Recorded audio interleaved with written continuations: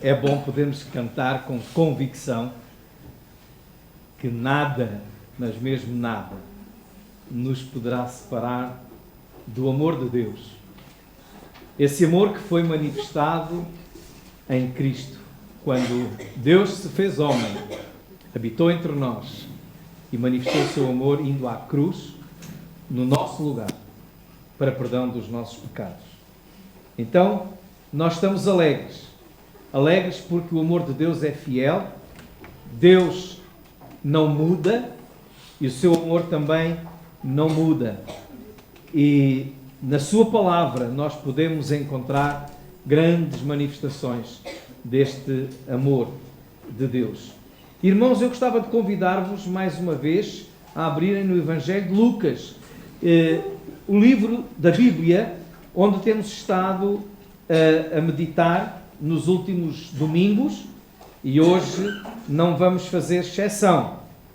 E por isso convido-vos a abrir, aqueles que quiserem, ou puderem, se tiverem a sua Bíblia, aí, capítulo 2 de Lucas, os versículos 25. Ainda estamos na quadra de Natal, não é? Só celebramos o Natal há uma semana. E ainda estamos a viver o Natal. Mas o Natal é mesmo para ser vivido, não como dizem alguns, só por dizer, todos os dias, mas é mesmo para ser vivido todos os dias. E na época do Natal, nós falamos sempre sobre o nascimento de Jesus e outros acontecimentos que se deram à volta desse acontecimento. E nós hoje vamos continuar a falar sobre algumas coisas que passaram, que alguns dias depois de Jesus ter nascido, aconteceram. E o que vamos ler hoje é a história de dois velhinhos, Simeão e Ana. E no capítulo 2, versículo 25, diz-nos assim, e é assim que está relatado no Evangelho: havia em Jerusalém um homem cujo nome era Simeão. E este homem era justo e temente a Deus, esperando a consolação de Israel. E o Espírito Santo estava sobre ele, e fora-lhe revelado pelo Espírito Santo que ele não morreria antes de ter visto o Cristo do Senhor. E pelo Espírito foi ao templo, e quando os pais trouxeram o menino Jesus para com ele procederem segundo o uso da lei, ele então o tomou em seus braços e louvou a Deus e disse: agora, Senhor, podes despedir em paz o teu servo, segundo a tua palavra, pois já os meus olhos viram a tua salvação, a qual tu preparaste perante a face de todos os povos, luz para alumiar as nações e para glória de teu povo Israel. José e Maria maravilharam-se das coisas que dele se diziam. E Simeão os abençoou e disse à Maria, sua mãe: eis que este é posto para queda e elevação de muitos em Israel, e para sinal que é contraditado. E uma espada traspassará também a tua própria alma, para que se manifestem os pensamentos de muitos corações. E estava ali a profetisa Ana, filha de Fanuel, da tribo de Asser. Esta era já avançada em idade, e tinha vivido com o marido 7 anos desde a sua virgindade. E era viúva de quase 84 anos. E não se afastava do templo, servindo a Deus com jejuns e orações, de noite e de dia. E sobrevindo na mesma hora, dava graças a Deus e falava de Jesus a todos os que esperavam a redenção em Jerusalém. Irmãos, nós estamos no final de mais um ano. E normalmente, nos finais de ano, nós fazemos sempre votos, propósitos de vida. Este ano eu quero fazer isto, este ano eu quero resolver aquilo. São assuntos que nós procuramos fazer, ou votos que fazemos sempre todos os anos. Os irmãos podem lembrar, se calhar, do voto que fizeram o ano passado, ou melhor, este ano, no início de 23, e a minha vida vai ser focada este ano. Em que foi? Conseguiram? Alguns sim, eu não. Muitos, está lá a caixinha, que muitos lá puseram. Alguns até se calhar esqueceram. Há pouco, quando o nosso irmão Filipe estava a pedir que nós disséssemos alguns motivos que tivéssemos para dar graças a Deus, eu estava a pensar, eu dou graças a Deus. Não falei, porque queria falar agora. Eu dou graças a Deus, porque o meu motivo de oração ainda está lá na caixinha sem ter sido respondido. O pedido que eu fiz a Deus faz hoje um ano, ainda não foi atendido.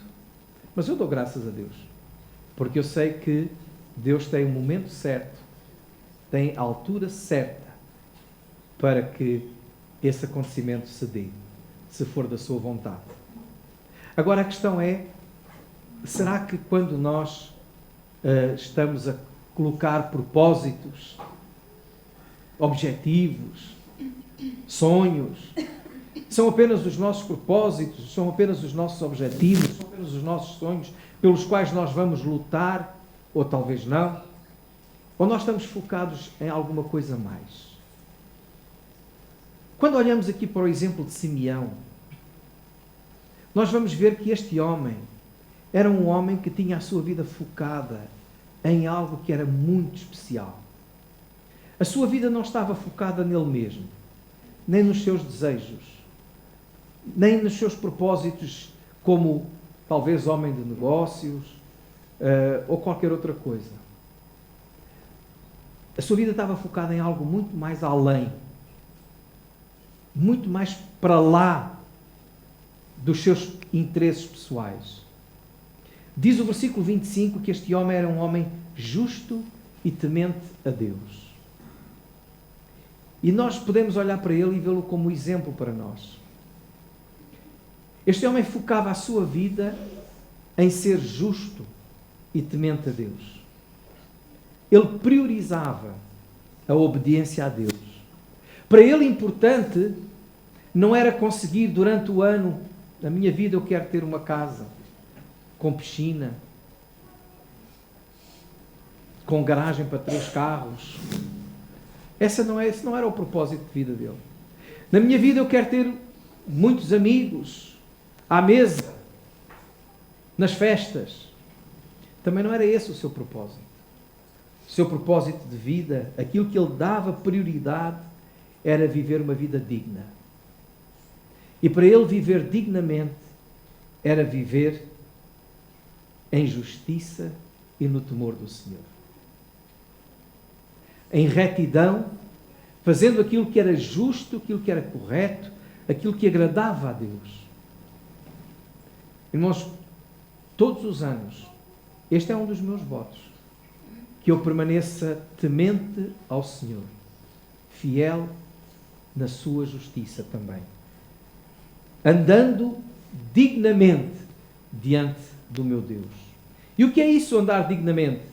Aqueles que têm assistido, que têm participado do estudo bíblico de Colossenses, que temos feito aqui nas quartas-feiras, podem lembrar-se o versículo 10 de Colossenses capítulo 1, que diz assim, podemos ler até um pouco mais atrás, o versículo 9, Colossenses 1:9, onde Paulo escreve à igreja e diz: por esta razão, nós também, desde o dia em que o ouvimos, não cessamos de orar por vós e de pedir que sejais cheios do conhecimento da sua vontade, em toda a sabedoria e inteligência espiritual. Isto era o pedido de oração, era a oração do apóstolo Paulo pela igreja aos Colossenses, que eles fossem cheios do conhecimento da vontade de Deus, de sabedoria, de discernimento espiritual. Para quê?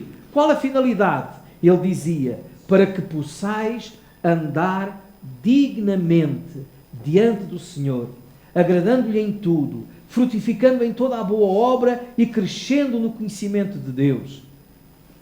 Esta deve ser um bom propósito de vida para os crentes. Aquele que é realmente um filho de Deus deve pôr como foco, como prioridade, como objetivo, viver dignamente diante de Deus. Às vezes nós queremos ser grandes em muita coisa. Grandes profissionais, grandes tanta coisa que este mundo valoriza como grande. Mas não há nada melhor. Porque se formos grandes aos olhos de Deus, grandes em dignidade, grandes em justiça, grandes em sabedoria e obediência à vontade de Deus, meus irmãos, aí vamos ser grandes também nas outras coisas. Porque nós estamos a priorizar, a dar prioridade àquilo que realmente é valoroso, àquilo que tem valor. Então, para 2024, que cada um de nós tenha como propósito de vida viver como Simeão, justo e temente a Deus, em justiça, em correção, em dignidade. Diz aí também, no versículo 25 de Lucas, voltando lá então ao nosso texto, que ele vivia esperando a consolação de Israel. Esperando a consolação de Israel. O que era isto? Que espera era esta? Todo o povo de Israel, todo o povo judeu, esperava há séculos a vinda do Messias, do Salvador, daquele que havia de vir para trazer a remissão dos pecados e a salvação do povo de Israel. E este homem idoso, tal como esta mulher que estava lá também no templo, Ana, eles viveram uma vida focada numa pessoa que eles nem sequer sabiam quem era ainda, mas que pela fé eles aguardavam. Eles estavam focados no dia em que havia de chegar o Messias. Focados em Cristo. Foi assim que viveram a vida. De tal modo que, quando Simeão viu o menino, bebê, com 8 dias, lá no templo, e pegou nele, ele disse uma coisa no versículo 29. Agora, já podes levar-me. Essa foi a oração de Simeão. Agora, os meus olhos já viram. Agora, eu já sei que se concretizou. Agora, já sei que a minha esperança de uma vida inteira se realizou. Então, agora já posso partir. Agora já posso ir em paz. Porque ele não esperava algo para ele. Ele esperava para a nação de Israel. Esperava a consolação da nação de Israel. O Messias esperado. Agora já posso partir. Já posso morrer. A sua vida foi vivida com um foco. Focada em Jesus. A consolação de Israel. Ele sabia que a esperança era Cristo. Que a salvação era o Messias. Que a luz que havia de iluminar o mundo era o Messias. E ele esperava muito. Não se distraiu com outras coisas. Não deixou de fazer outras coisas. Mas não se distraiu, porque o seu foco estava realmente esperando em Jesus. Nós, no final do ano, fazemos votos de paz, de amor, fim da guerra, votos de prosperidade, de saúde, de bem-estar. É isso que nós vemos e mandamos também para os nossos amigos, muitas bênçãos. Mas nada disso se concretiza se o nosso foco não for Jesus. Ele disse, Jesus, sem mim nada podeis fazer. Por isso ele próprio também disse, buscai primeiro o reino de Deus e a sua justiça, e todas as outras coisas vos serão acrescentadas. Em Hebreus, no capítulo 12, é-nos dito, olhando para Jesus, autor e consumador da fé, considerai, pois, aquele que sofreu por vós. Então, o nosso foco tem que ser Jesus. Se nós estivermos focados em coisas que podem desaparecer de um dia para o outro, e o que é que pode desaparecer de um dia para o outro aqui neste mundo? Tudo. Só há uma coisa que nunca vai desaparecer. É Deus. Tudo pode. Eu posso estar focado em ganhar dinheiro e posso perdê-lo de um dia para o outro. Eu posso estar focado em cuidar muito da minha saúde e posso perdê-la de um dia para o outro. Eu posso estar focado em preservar o meu emprego e posso perdê-lo de um dia para o outro. Eu posso perder tudo de um dia para o outro.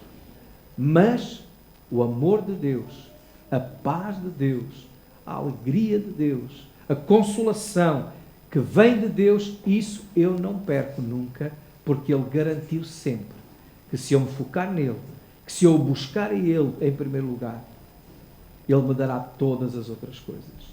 Irmãos, é pena nós gastarmos e desgastarmos tantas vezes, um ano inteiro, 2, 3, uma vida, buscando coisas que de um momento para o outro desaparecem. E de um momento para o outro ficamos sem alegria de viver. De um momento para o outro ficamos sem nada. Ficamos tristes, sós, porque nos esquecemos que o nosso foco deveria ser em Jesus. Simeão viveu uma vida focada em Cristo. E ele prometeu, e Deus prometeu, aquele que nem mesmo a seu próprio filho poupou, diz lá em Romanos capítulo 8, como nos não dará também com ele todas as coisas? Por isso ele dizia, e eu volto a dizer, buscai primeiro o reino de Deus e todas as outras coisas vos serão acrescentadas. Primeiro o reino de Deus e a sua justiça. Então nós temos aqui Simeão, que é um exemplo para nós e que talvez possa ser um exemplo para o ano de 2024, como propósito de vida. Viver uma vida justa e temente a Deus. Viver uma vida focada em Cristo. E uma vida cheia do Espírito Santo. A terceira coisa que diz o versículo 25 de Lucas é que ele, o Espírito Santo, estava sobre ele.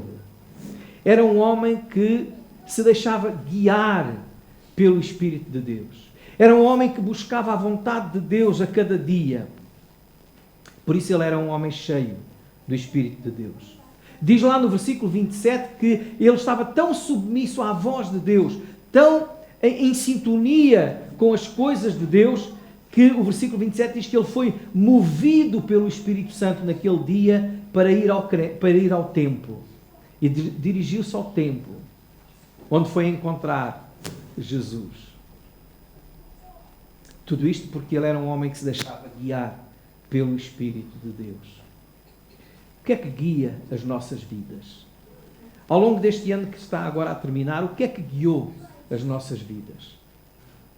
Que ambição guiou as nossas decisões? Que pessoa controlou as nossas decisões? Que ideia, ou que revista, ou que programa de televisão influenciou as nossas decisões, o nosso caminhar? Nós hoje vivemos num mundo poluído, meus irmãos. Poluído em todos os sentidos. Poluído no sentido moral, espiritual, até mesmo material, com tanta corrupção no mundo. E nós somos influenciados por isso?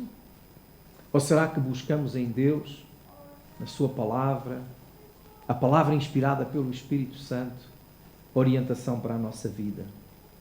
Em Gálatas, da outra carta do apóstolo Paulo, no capítulo 5, a partir do versículo 16, nós ouvimos aquilo que Paulo diz, quando ele diz: digo, porém, andai em espírito, e não cumprireis a concupiscência da carne. Porque a carne aqui significa a nossa própria vontade, o nosso eu.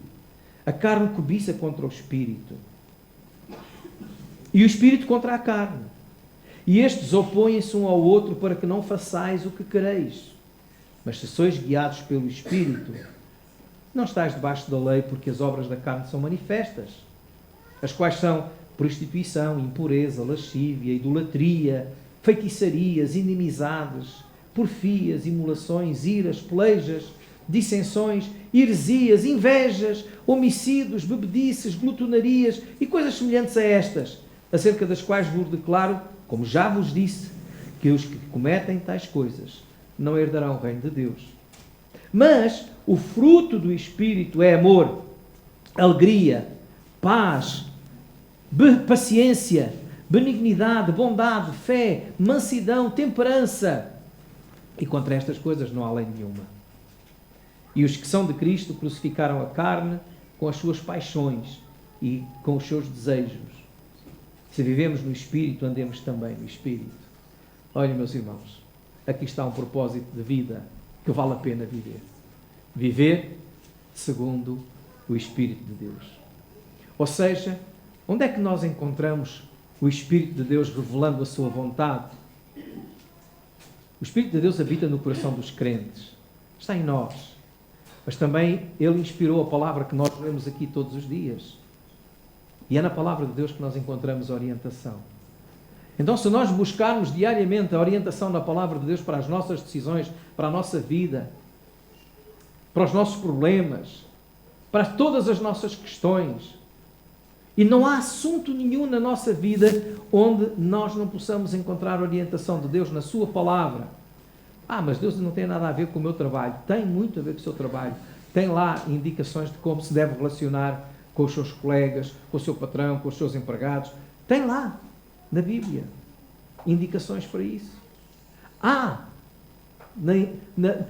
Sobre a sua vida pessoal, vida familiar, todas as áreas podem encontrar na palavra de Deus orientação. Buscai primeiro esta palavra, o reino de Deus, a sua justiça, e viveremos sabiamente. Então, irmãos, nós estamos nas últimas horas de 2023. Aproximamos-nos já estamos a ver lá no outro lado, não é? Na outra margem do rio, já estamos a ver o 2024 a chegar. É hora de nós dizermos assim: Senhor, eu vou fazer um voto. Como Simeão, quero viver a minha vida em justiça e em temor a Ti. E atenção, que temor não é viver com medo de Deus. É com reverência, com entendimento de que Ele é soberano. Entendimento de que Ele é quem manda. Ele está no controle de todas as coisas. Senhor, eu quero colocar a minha vida nas Tuas mãos neste ano de 2024. Quero ser justo e temente.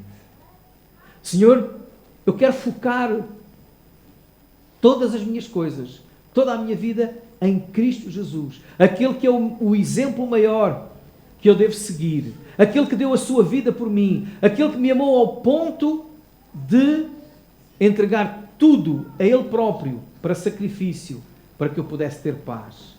Quero a minha vida focada nele. Buscá-lo a Ele em primeiro lugar, porque sei que Ele me vai garantir também tudo aquilo que eu necessito a cada dia. Eu quero viver um 2024 guiado pelo Teu Santo Espírito. Por isso, ó Deus, dá-me força para que eu todos os dias busque na Tua palavra orientação e em oração possa encontrar todos os dias respondendo àquilo que eu preciso. Que seja este o voto de cada um de nós. É um desafio que vos deixo. Para que no próximo ano, se o Senhor nos conceder a graça de estarmos aqui, ou se Ele não voltar antes, porque como as coisas estão, não sabemos se Ele não vai voltar antes, nós possamos dizer os votos que eu coloquei no ano passado. Com a graça de Deus eu cumpri. Mais do que este ano, tudo isso é bom, é bonito. Ser avô, né? Ser avô, ser avó. Eu também alegro-me. Hoje tinha lá os 4 netos em casa, os 2 mais pequeninos, enquanto nós jantávamos, andavam debaixo da mesa a roubar as pantufas. É uma alegria ver aqui os meus filhos, minha mulher, minha família a tocar. É uma alegria. Mas maior do que isso, é viver no temor do Senhor, na justiça, guiado pelo Seu Santo Espírito. Porque isso vem primeiro. As outras coisas são consequências. Que o Senhor vos abençoe e vos dê um feliz e muito abençoado 2024.